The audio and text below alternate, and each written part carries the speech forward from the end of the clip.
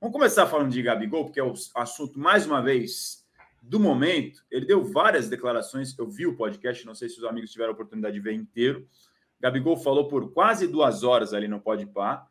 O Igão é corintiano, que é o host, né? Principal host, junto com... Principal host, não. Ele e o Mítico, né? São os hosts, os apresentadores. O Igão foi, inclusive, com a camisa do Corinthians. Era claro que o tema Corinthians seria quase que unanimidade, ainda mais que o Gabigol foi num festival de rap que aconteceu na Neoquímica Arena. Então, ainda teve esse pré nos dias antes, porque ele está aqui por São Paulo nos últimos dias. Ele tem família em Santos, o pai dele é santista, inclusive, falou rapidamente ali sobre o rebaixamento do Santos, onde ele foi revelado. E a pergunta sobre o Corinthians foi feita várias vezes, mas de forma assim, mais velada, né? Mais como torcedor, brincando e tudo mais, foi e voltou. E algumas coisas que a gente pode destacar da grande entrevista, vocês podem me ajudar a lembrar mais se vocês estiverem aí na agulha. Falou que jogou machucado durante quase toda a temporada de 2023.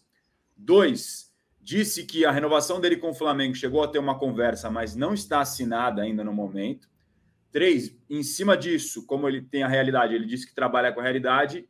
Hoje, a realidade dele é que ele tem mais um ano de contrato, ou seja, esse 2024 poderia ser o seu último ano com a camisa do Flamengo. E se for, ele disse que quer que seja um ano especial. E ele acha que vai ser um ano muito F, ele acha que ele vai jogar muito bem, que ele vai conseguir dar a volta por cima. Ele está com essa esperança, esse sentimento dentro de si, de fazer um 2024 muito bom. E sobre Corinthians, quando foi perguntado, já tinha feito isso outra vez, voltou a fazê-lo, elogiando a torcida do Corinthians. Já tinha dito também outra vez que achava que combinaria pelo cenário, pela maneira como o clube é, e, enfim, de todas as características que tem o Corinthians. Diz que tem sido recebido muito bem por São Paulo nos últimos dias pelos corintianos e até mensagens em redes sociais, claro, desde que a informação sobre o interesse do Timão nele foi veiculada, e falou que achava que combinaria.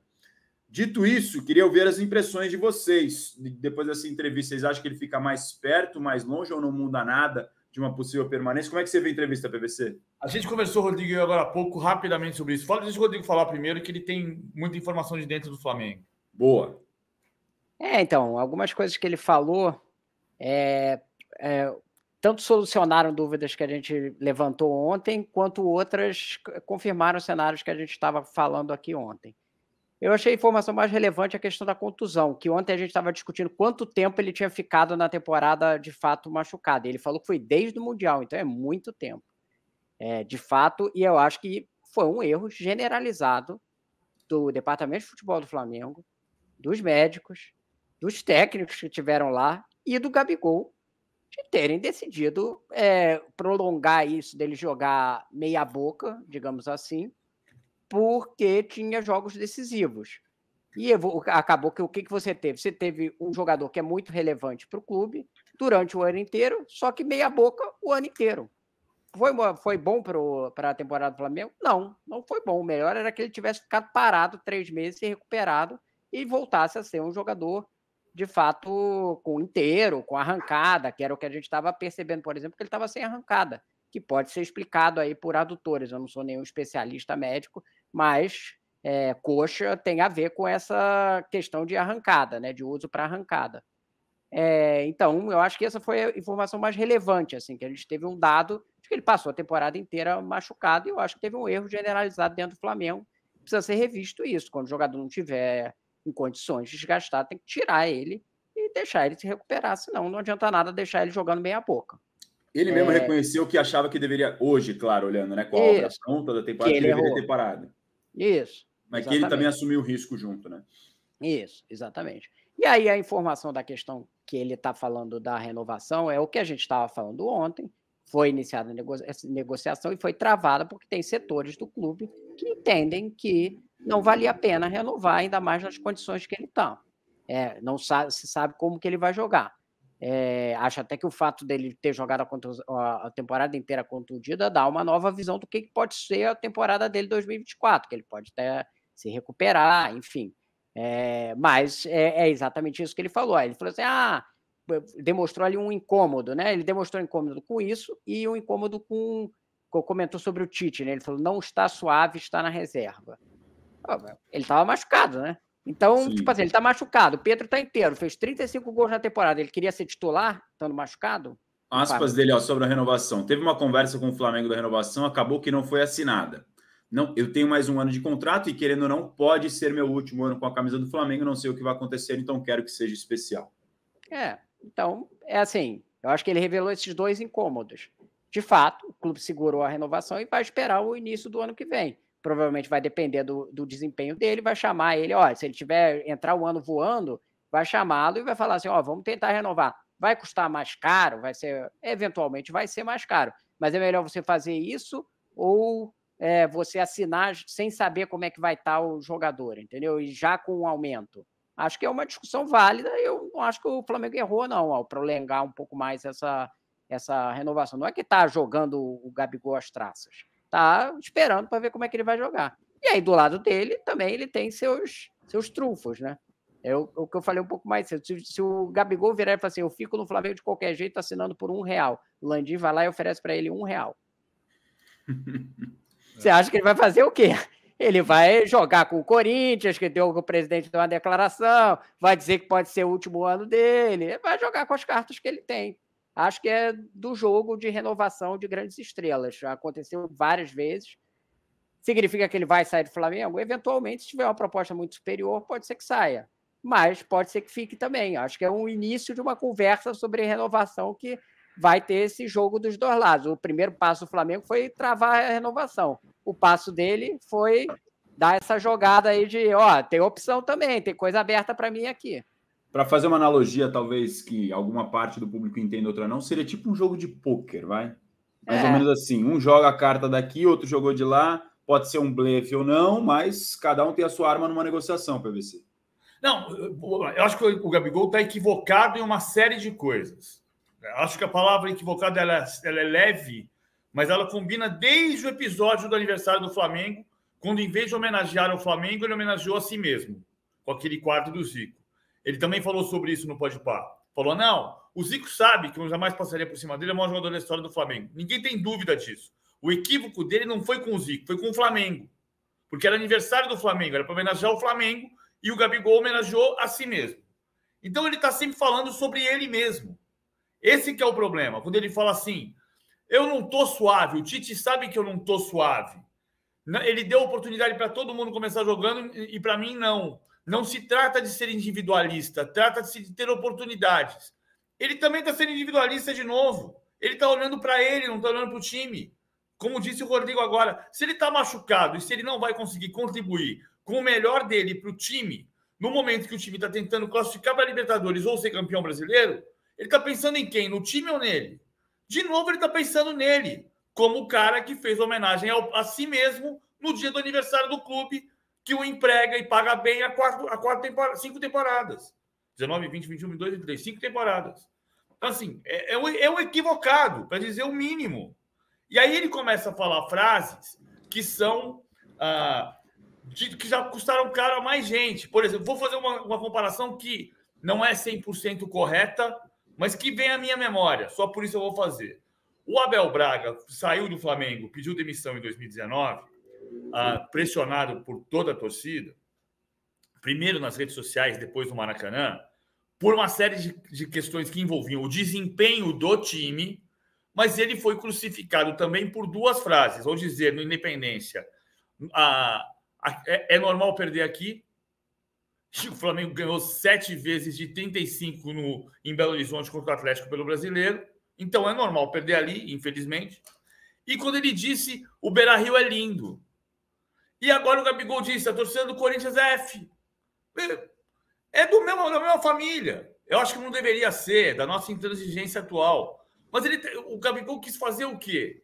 Ele quis chamar a atenção para si mesmo, para ser notícia. Está sendo, porque é notícia. O Gabigol é notícia. O Flamengo é notícia. Mais que o Gabigol, inclusive. Então ele conseguiu ser notícia. Porque o grande assunto hoje, no dia do embarque do Fluminense, doutor, aqui, homenagem ao Fluminense, a camisa da máquina. Era para ser o Fluminense. Mas não, a notícia é o Flamengo e o Gabigol. O Gabigol vai ficar no Flamengo. Vai jogar uma grande temporada no Flamengo, porque ele é um grande jogador. Se estiver recuperado, vai jogar bem no Flamengo. O melhor lugar para o Gabigol, nesse momento, é no Flamengo. E para o Flamengo, é o ter o Gabigol. Só que você cria um ruído de comunicação que vai voltar todo mundo num mal-estar desgraçado 3 dias. sem conseguir olhar para a cara do outro. Já falei demais, mas só um detalhe. Eu acho que o Flamengo está certo em travar a negociação. Ou melhor, o Flamengo não está errado em travar a negociação. Eu só acho, Rodrigo, que o travamento da negociação se dá por velhas questões do Flamengo. Porque se o Flamengo iniciou a negociação, é porque a direção do Flamengo entendeu que deveria começar a conversar. E quando trava por pressão. Sabe-se lá de quem? De onde vem a pressão? Nessa eterna briga Nildo Urubu-Gávea. Então, se o Flamengo entende que tem que renovar com o Gabigol, conversa com o Gabigol, renova com o Gabigol. Se algum conselheiro acha que não tem que renovar com o Gabigol, conselheiro, torcedor, sei lá quem, a diretoria tem que ser imune a isso. Que muitas vezes foi um problema do Flamengo. Não ser imune a isso. Eu acho que todos os clubes hoje, PVC, os conselheiros apitam muito menos, né? E eu acho que no Flamengo também eles apitam muito menos. Mas os membros da diretoria, que não necessariamente são do futebol, esses sim, eles não tomam decisões, mas eles são ouvidos para a tomada de decisões. Ali tem o ouvido do presidente, pode eventualmente conseguir falar com o diretor de futebol ou com o vice-presidente de futebol, principalmente o vice-presidente de futebol. E esses são também mais propensos à pressão que vem da torcida, né?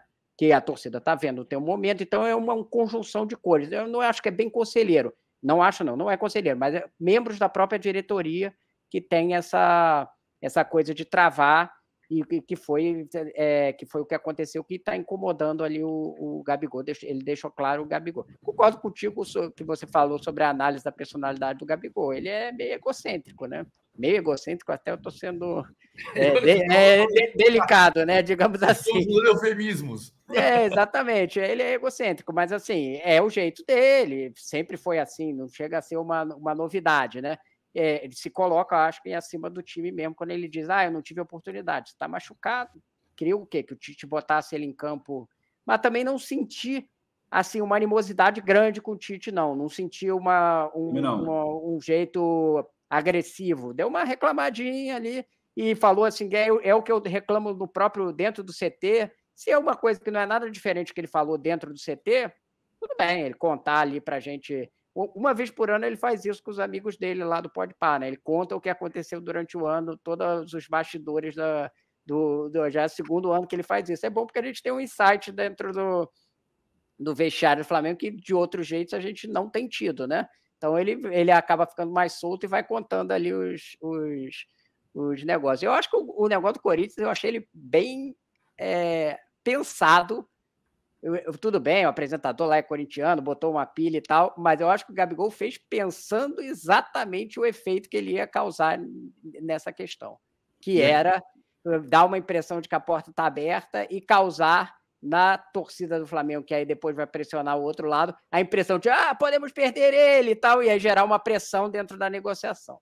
E estamos falando das duas maiores torcidas do Brasil, então, naturalmente, isso tem uma repercussão ainda maior, também por um jogador que é gigante, como é o Gabigol, que é o 10 do Flamengo. Aqui no nosso chat, inclusive, na esteira disso que você está dizendo, o Bira falou assim, elogiou demais a torcida do Corinthians, e aqueles emojis com cara de raiva.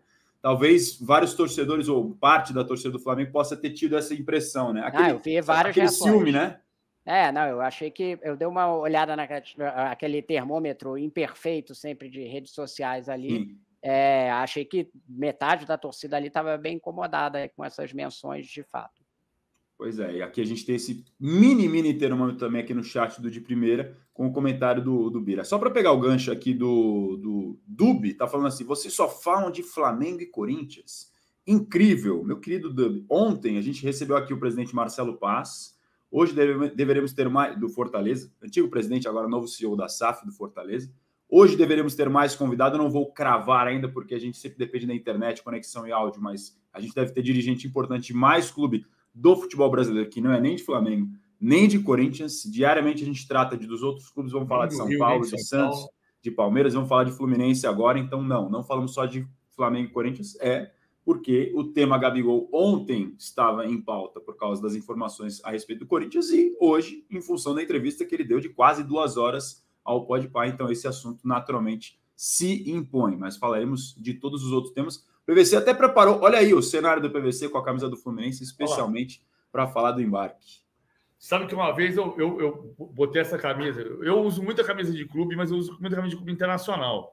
Um dia eu botei essa camisa do Fluminense, que é a camisa da máquina, a réplica da camisa da máquina, e saí Bonito, em São hein? Paulo. O cara virou para mim e falou assim: sabia que você era tricolor. Não, cara, não... Te peguei, né? Não se trata disso. Eu acho essa camisa linda, porque ela é a réplica da camisa do Ribelino, né? Dá para você mostra a camisa, dá a imagem do Rivellino, vem imediatamente, né, na cabeça, né? Muito e Nelson Rodrigues também, tem foto do Nelson Rodrigues com essa camisa da máquina, né? A camisa é espetacular. E hoje é dia do Aeroflu, o Fluminense embarca hoje para Jeddah para jogar o Mundial de Clubes pela primeira vez na sua história.